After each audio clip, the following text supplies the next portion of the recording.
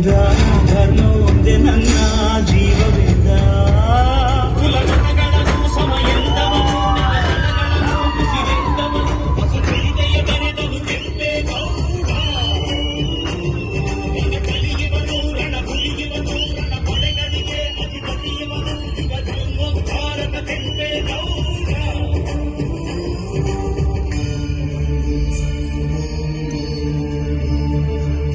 ಭುವಿಗೆ ಇಳಿದ ಅಮರಲೋಕ ವಿಜಯನಗರ ಕಂದ ಒಡನೆ ಹೊಡೆಯಿತೊಂದು ಮಿರಚಕರ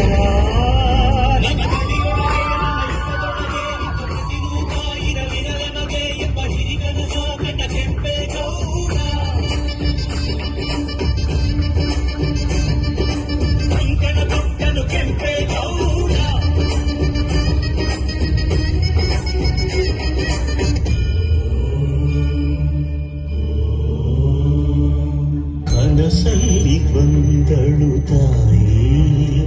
ದೇವಿ ಅಣ್ಣಮ್ಮ ತಾಯಿ ಜಗನ್ಮಾಯಿ ಭುವಿ ಸೇರು ಉತ್ತರದಾಯಿ ಎಂದು ಬೆನ್ನಿಂದೆ ನಿಂತ ಮಹಾಮಾಯಿ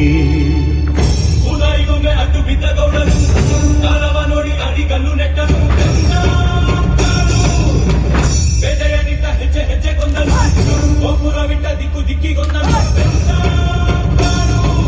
ಮಂದಿರಗಳನ್ನು ಕಟ್ಟಿದ ಧರ್ಮಾತ್ಮ ಕೆರೆ ಕಾಲುವೆಗಳ ತೋಡಿದ ಪುಣ್ಯಾತ್ಮ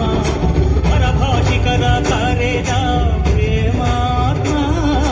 ಕುಲ ಕಸುಬುಗಳ ಕೋರೆದ ಪರಮಾತ್ಮ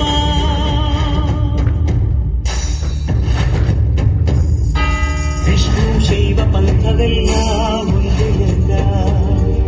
ಧರ್ಮ ಒಂದೇ ನನ್ನ ಜೀವವಿಂದ ಹರಿಸಿದನು ಹೊಸ ಹೊಸ ನಗರ ಮೆರೆ ಮೆರೆಸಿದನು ಹೊಸ ಚರಿತೆಯ ಬರೆದನು ಕೆಂಪೇಗೌಡ ಹನಿಗವರ ಹರಿಸಿದನು ಹೊಸ ಹೊಸ ನಗರ ಮೆರೆ ಮೆರೆಸಿದನು ಹೊಸ ಚರಿತೆಯ ಬರೆದನು ಕೆಂಪೇಗೌಡ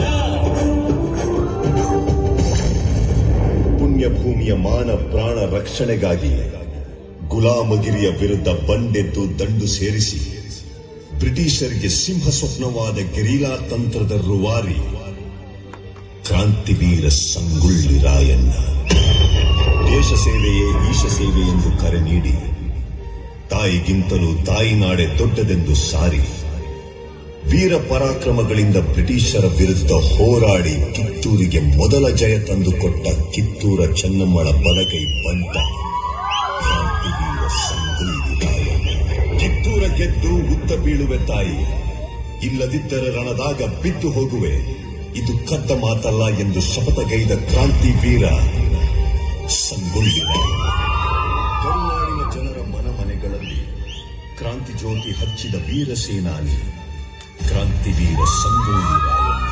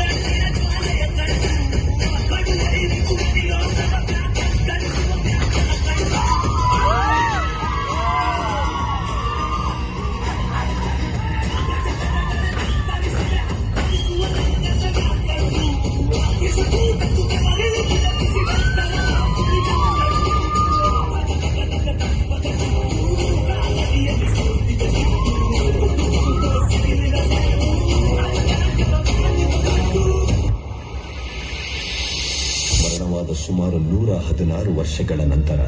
ರಾಯಣ್ಣನ ನುಡಿಯಂತೆ ನಟ್ಟ ನಡು ರಾತ್ರಿಯಲ್ಲಿ ದೇಶ ಬಿಟ್ಟು ಹೋಗುವ ಪ್ರಸಂಗ ಬ್ರಿಟಿಷರಿಗೆ ಬಂದೊದಗಿತು. ಅಚ್ಚರಿ ಏನೆಂದರೆ ರಾಯಣ್ಣನ ಹುಟ್ಟಿದ ದಿನವಾದ ಆಗಸ್ಟ್ 15ರಂದೇ ಭಾರತಕ್ಕೆ ಸ್ವಾತಂತ್ರ್ಯ ಬಂದಿತು. ಗಲ್ಲಿಗೇರಿದ ದಿನವಾದ ಜನವರಿ 26ರಂದೇ ಭಾರತ ಗಣರಾಜ್ಯವಾಗಿದ್ದು, ದೇಶ ಪ್ರೇಮ, ಸ್ವಾಮಿ ನಿಷ್ಠೆ, ತ್ಯಾಗ ಬಲಿದಾನಗಳ ಪ್ರತೀಕ ರಾಯಣ್ಣ. ಕ್ರಾಂತಿವೀರ ಸಂಗೊಳ್ಳಿ ರಾಯಣ್ಣ.